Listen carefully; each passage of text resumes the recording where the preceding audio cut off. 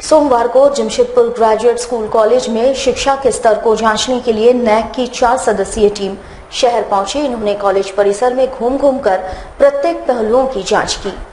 आपको बता दें कि नैक की टीम के द्वारा सभी कॉलेजों का जांच किया जाता है और ये पता लगाया जाता है कि कॉलेज अपने विद्यार्थियों को क्या शिक्षा दे रही है। सोमवार को जमशेदपुर ग्रेजुएट कॉलेज में टीम ने दौरा किया तथा कॉलेज के सभी इकाइयों की जांच की। वैसे आपको बता दें कि इस जांच के बाद टीम के द्वारा जांच रिपोर्ट विभाग को सौंप दी जाएगी, जिसके बाद कॉलेज के लिए जरूरी अतिरिक्त सुविधाएं प्रदान की जाती है। साथ ही साथ इनके द्वारा कॉलेज के लिए ग्रेड भी दिए जाते हैं और उस ग्रेड के आधार पर ही कॉलेज को सुविधाएं सरकार की ओर से मुहैया कराई जाती है। वैसे कॉलेज के प्राचार्य ने ये उम्मीद जताई है कि इस बार कॉलेज को ए ग्रेड ही मिलेगा।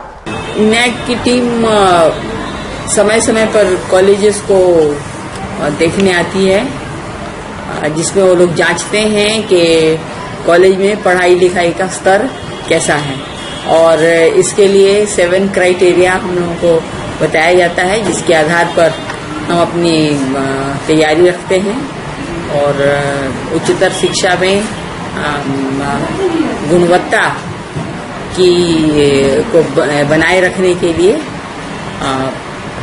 जो विभिन्न प्रकार के काम किए जाते हैं, जैसे इंफ्रास्ट्रक्चर प्रोडक्शन, गेस्ट टीचर को बुलाना या टीचर्स का ये काम चलता रहा। लेकिन अब सरकार द्वारा ये पाया गया है कि अगर इसी प्रकार से होता नहीं रहा काम और जांच नहीं होती रही तो फिर क्वालिटी सफ़र करेगी। जो परिस्थितियां हैं उसमें कॉलेज और कॉलेज के शिक्षक का कोई रोल नहीं है। हम लोग अपनी तरफ से जो श्रेष्ठ कोशिश करते हैं वो कर रहे हैं। फिलहाल अभी क्या ग्रेड है कॉलेज का? B+ है। हम आशा करते हैं शायद ए मिले। गमरिया प्रखंड के ज्यादातर प्राथमिक विद्यालयों में चापाकल सूख गए हैं। इस भीषण गर्मी में बच्चों की परेशानी तो बढ़ी गई है, यहाँ तक कि माध्याह्न भोजन तैयार करने में भी कठिनाइयों का सामना करना पड़ रहा है। गमरिया प्रखंड के लगभग सभी प्राथमिक विद्यालयों में चापाकल सूख चुके हैं। भीषण गर्मी के कारण जल स्तर नीचे चला गया है। ऐसे में स्कूल आने वाले विद्यार्थियों की परेशानी बढ़ गई है। स्कूल में पेयजल का साधन नहीं होने से बच्चों को घर से पानी लाना पड़ता है, पर पानी खत्म हो जाने की स्थिति में बच्चों को दोबारा स्कूल में पानी नहीं मिलता। चिलचिलाती धूप में बच्चों को प्यास भी अधिक लगती है, पर इनके सूखे हुए हलक के लिए पानी नदारद है। यहाँ तक कि माध्याह्न भोजन तैयार करना भी मुमकिन नहीं हो पा रहा है। जल्दी इस दिशा में पहल नहीं किए जाने से समस्या और विकराल रूप धारण कर सकती है। स्कूल की ओर से संबंधित विभागों को इसकी सूचना दे दी गई है, पर स्थिति वही ढाक के 3 पात। बहुत गर्म होता है, पानी मिलता नहीं पीने के लिए। पानी बगल से आता है और पानी हम अपने घर से लाते हैं पीने के लिए। खाना जो मिलता है स्कूल में? हाँ, खाना मिलता है। पानी नहीं मिलता है? मिलता है, पानी बगल से लाना पड़ता है। पानी के लिए तो गंभीर समस्या है। करीब 1-1.5 महीना से चापाकल हमारा खराब है और जिस कारण पानी आ नहीं रहा। योजना जैसे पानी का लेयर नीचे चला गया है और इसके लिए हम लोग NSC को 2 बार और अपने विभाग ब्लॉक को भी खबर कर चुके हैं। कोई कार्रवाई तो नहीं हुई? कार्रवाई तो उधर नहीं, अभी हाल में 2-3 दिन पहले हुई कार्रवाई। NSC से कुछ लोग आए बनाने के लिए। बनाने के बाद मुश्किल से उस समय 10-15 मिनट के लिए सिर्फ पानी चला। उसके बाद पानी की स्थिति वही जस की तस बनी है। इसके चलते हमारे यहाँ जो बच्चे पढ़ रहे हैं, प्राइमरी स्कूल है, 8 बच्चे हैं, उनको MDM में दिक्कत होता है। हम लोग पानी के इंतजाम के लिए बगल से पानी मांग कर लाते हैं, हमारा रसोईया लाती है और घड़े में पानी भरा हो, लेकिन इतने बच्चों को पिलाना और पानी पिलाना संभव नहीं है। देखिए, ऐसा है कि जन संवाद में भी आया था, पथ परिवहन जो हमारा स्कूल है प्राइमरी स्कूल, उसी से शिकायत गई थी। लेकिन ये समस्या है आदितपुर के हर स्कूल में, जहाँ की पानी का स्तर नीचे चला गया है। इसके लिए हम लोग यहाँ नोटिफाइड एरिया को लिखकर चिट्ठी दिए। स्कूल सब भी अलग अलग से अपना चिट्ठी दिया, डीप बोरिंग की व्यवस्था की जाए। लेकिन नहीं हो गया, 1 साल हो गया, अभी तक कुछ कार्रवाई नहीं हुआ है। DSC के स्तर से भी पत्र उनको भेजा गया है। मैडम, गम्हरिया प्रखंड के अंतर्गत कितने प्राथमिक स्कूल हैं? प्राथमिक तो 83 है। जमशेदपुर कोऑपरेटिव लॉ कॉलेज में सोमवार से कॉलेज शुरू होने से पूर्व राष्ट्रगान गाने की परंपरा की शुरुआत कर दी गई। इसके तहत कॉलेज में कक्षा की शुरुआत होने से पूर्व सभी ने खड़े होकर देश के सम्मान में राष्ट्रगान को गाया। वैसे आपको बता दें कि पिछले दिनों इसी कॉलेज के छात्रों द्वारा ये मांग उठाई गई थी कि देश के सभी कॉलेजों तथा महाविद्यालयों में कक्षाएं शुरू होने से पूर्व राष्ट्रगान गाया जाए। जमशेदपुर कोऑपरेटिव लॉ कॉलेज में इस परंपरा की शुरुआत सोमवार से हो गई। कक्षा शुरू होने से पूर्व सभी विद्यार्थियों तथा शिक्षकों के द्वारा खड़े होकर राष्ट्र के सम्मान में राष्ट्रगान गाया गया। विद्यार्थियों की माने तो इस प्रचलन से प्रत्येक विद्यार्थी के अंदर राष्ट्र प्रेम की भावना जागृत होगी। आज जमशेदपुर कोऑपरेटिव विधि महाविद्यालय में राष्ट्रगान को लागू किया गया। इसके लिए हमने पत्र लिखा था माननीय प्रधानमंत्री महोदय को, उपायुक्त महोदय के माध्यम से ज्ञापन सौंपा था।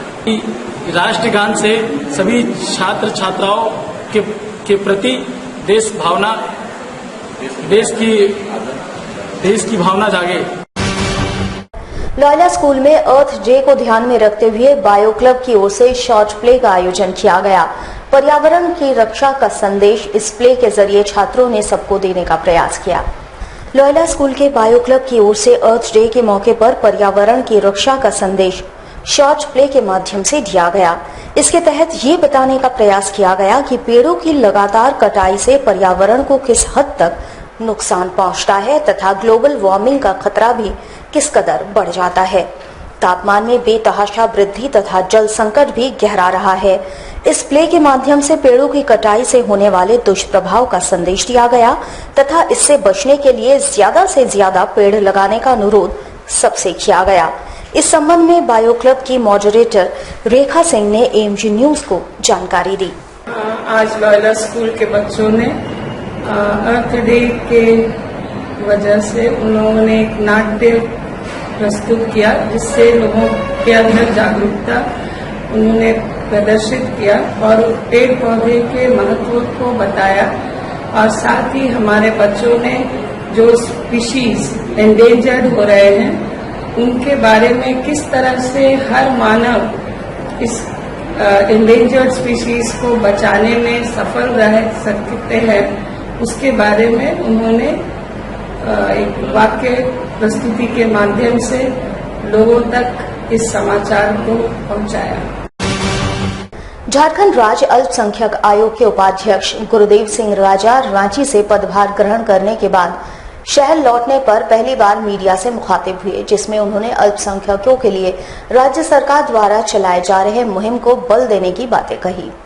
मीडिया से बातचीत के क्रम में सर्वप्रथम झारखंड राज्य अल्पसंख्यक आयोग के उपाध्यक्ष गुरुदेव सिंह राजा ने सूबे के मुख्यमंत्री का आभार जताते हुए कहा कि सरकार की तरफ से जो जिम्मेवारी उनके कंधों पर दी गई है उसे वो बखूबी निभाएंगे। उन्होंने कहा कि राज्य सरकार द्वारा राज्य भर में अल्पसंख्यकों के लिए चलाए जा रहे योजनाओं को बल दिया जाएगा और ये सुनिश्चित किया जाएगा कि योजनाओं का लाभ लाभुकों तक सीधा पहुंच सके। उन्होंने कहा कि कई ऐसे अल्पसंख्यक स्कूल हैं जो शिक्षकों की कमी के कारण बंद होने के कगार पर हैं। सर्वप्रथम उन स्कूलों को सुचारू रूप से चलाने के लिए शिक्षकों की नियुक्ति पर उन्होंने बल दिया। साथ ही साथ अल्पसंख्यक समुदाय से जुड़े प्रत्येक व्यक्ति की समस्या के लिए आयोग का दरवाजा हमेशा खुला है। वहीं उन्होंने जमशेदपुर शहर से चलने वाले जालियानवाला बाग एक्सप्रेस ट्रेन, जो कि सप्ताह में 2 दिन चलती है, उसे भी सप्ताह में 5 दिन करवाने का प्रयास करने की बातें कही। मैं इस राज्य के मुखिया लोकप्रिय मुख्यमंत्री माननीय मुख्यमंत्री जी का आभार व्यक्त करता हूं। जमशेदपुर या पूरे झारखंड में जितने भी अल्पसंख्यक स्कूल जो हितरहित हैं, जैसे कि पंजाब कन्या उच्च विद्यालय जो रिफ्यूजी कॉलोनी में स्थित है,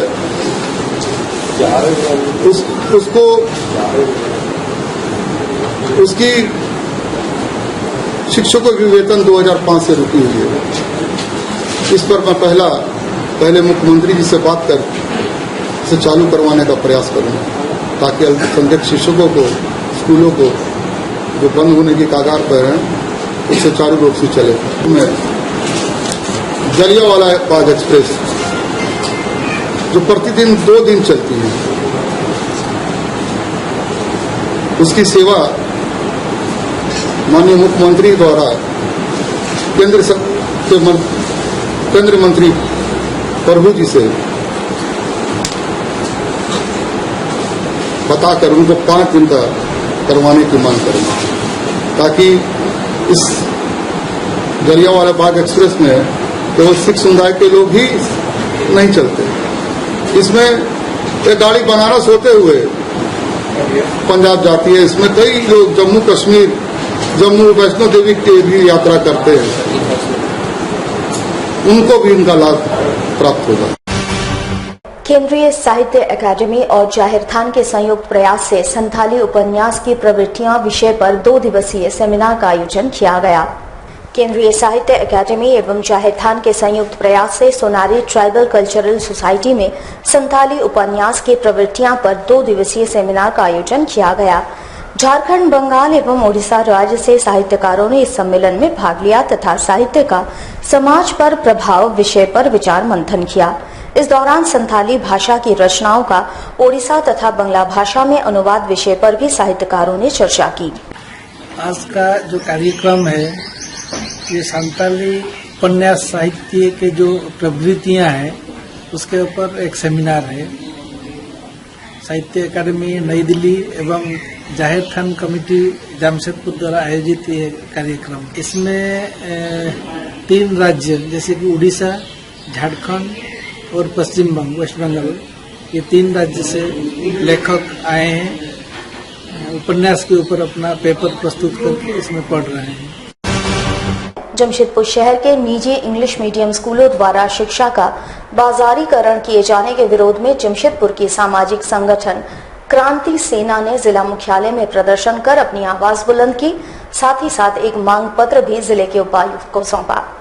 आपको बता दें कि पिछले दिनों राज्य सरकार के आदेश के अनुसार निजी इंग्लिश मीडियम स्कूलों में बेतहाशा वृद्धि की गई फीस तथा किसी भी के नाम पर फंड नहीं लिया जाना है, लेकिन इस आदेश की अवहेलना करते हुए शहर के निजी इंग्लिश मीडियम स्कूलों में पैसों की उगाही चरम सीमा पर है। इसके विरोध में क्रांति सेना ने मोर्चा खोल दिया है। सोमवार को इनके द्वारा स्कूलों के मनमाने रवैये के खिलाफ जिला मुख्यालय में प्रदर्शन किया गया तथा जिले के उपायुक्त के नाम एक मांग पत्र भी सौंपा गया। इस दौरान इन लोगों का कहना था कि ये बस आंदोलन की शुरुआत है, इसके बाद प्रत्येक स्कूलों में मनमाना रवैये के खिलाफ आंदोलन चलाया जाएगा। निजी स्कूलों के द्वारा, खास करके निजी इंग्लिश मीडियम स्कूलों के द्वारा जो किया जा रहा है, क्रांति सेना इसका विरोध करती है। अभिभावकों की गाड़ी कमाई को लूटना निजी स्कूल बंद करे। इस कदम देखिए, क्रांति सेना सर्जिकल स्ट्राइक के तौर पर आने वाले समय में प्रत्येक विद्यालय में जाकर आंदोलन करेगी, उग्र आंदोलन करेगी, तालाबंदी करेगी और जहां तक अभिभावकों का शोषण किया जा रहा है उसको रोकने के लिए जो भी उपयुक्त कदम उठाने चाहिए क्रांति सेना उसको उठाएगी। नुक्कड़ नाटक के माध्यम से, नुक्कड़ सभा के माध्यम से और शिक्षा, हम लोग समय समय पर शिक्षा का बाजार लगाएंगे, जिससे कि जो ये लोगों का जो शिक्षा का बाजारीकरण किया जा रहा है उस पर अंकुश लगे और ये लोग होश में आए। राज्य के भूमि सुधार एवं खेल मंत्री अमर बाउरी सोमवार को अपने दौरे के दौरान जमशेदपुर शहर पहुंचे, जहां भाजपा जिला अध्यक्ष ने परिसदन में उनसे शिष्टाचार मुलाकात की। इस दौरान भाजपा जिला अध्यक्ष ने जिले में जमीनों को लेकर चल रहे कई समस्याओं पर मंत्री से विचार विमर्श किया। साथ ही साथ जिले के खिलाड़ियों के संबंध में भी चर्चा की गई। बातचीत के क्रम में जिलाध्यक्ष दिनेश कुमार ने बताया कि जमीन रजिस्ट्री में आ रही समस्याओं से उन्हें अवगत करा दिया गया है। साथ ही साथ जिले के उभरते हुए खिलाड़ियों को राज्य सरकार द्वारा मदद करने की अपील भी इनके द्वारा की गई है। राज्य के भूमि सुधार, युवा, खेल, कार्य संस्कृति मंत्री श्री अमर बाउरी जी जमशेदपुर में पदार्पण किए हैं और भारतीय जनता पार्टी जिलाध्यक्ष होने के नाते एक शिष्टाचार मुलाकात करने के लिए आए थे। साथ साथ क्षेत्र में चल रही जो भूमि को लेकर समस्याएं चल रही हैं, जमीन को लेकर समस्याएं चल रही हैं, उन समस्याओं के संबंध में भी उनको अवगत कराया जा रहा है, ताकि जो क्षेत्र की समस्याएं हैं उन समस्याओं से अवगत हो और उनके निदान पर पहल की जाए। क्योंकि कैबिनेट में कई तरह की मामलाएं जमशेदपुर संबंधित भी उनके स्तर पर आ रही है।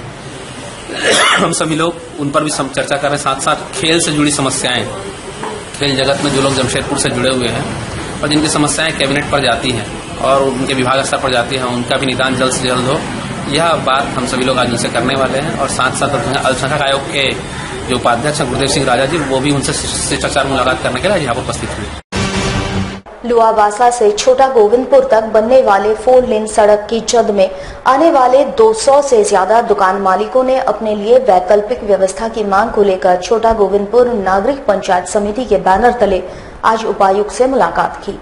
लुआवासा से छोटा गोविंदपुर तक 4 लेन सड़क बनाया जा रहा है। इसकी जद में तकरीबन 200 दुकानें आ रही है जिसे तोड़ा जाना है, पर इनके समक्ष दुकान तोड़े जाने से रोजी रोटी की समस्या उत्पन्न हो जाएगी। 500 परिवार के समक्ष भुखमरी की समस्या आन पड़ी है। आज छोटा गोविंदपुर नागरिक पंचायत समिति के बैनर तले भुक्तभोगी दुकानदारों ने उपायुक्त से गुहार लगाई और अपने लिए वैकल्पिक व्यवस्था की मांग उठाई। सरकारी मिली के 4 लेन का निर्माण होने वाला है, उसका नापी की प्रक्रिया शुरू हुई। सारे लोगों में जो प्रभावित जो क्षेत्र आता है उसके साथ लोगों में हड़कंप मच गया, तो उनके दुकान उनका मकान जो है उजड़ने वाला है और इससे लोग जो है डरे हुए थे। तो हम लोगों ने इससे पहले भी डीसी साहब से निवेदन की थी कि योजना के पहले लोगों के जनहित का ध्यान रखा जाए।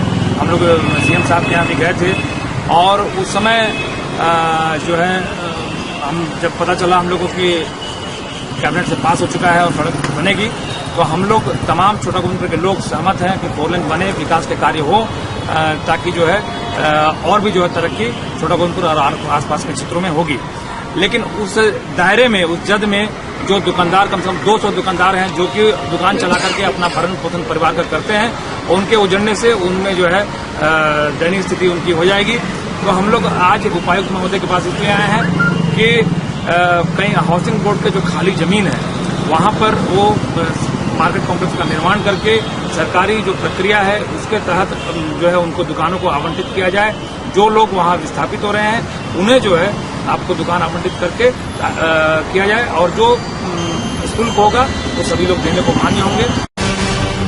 हमारे साथ लगातार जुड़े रहने के लिए आप हमें YouTube पर जरूर सब्सक्राइब करें।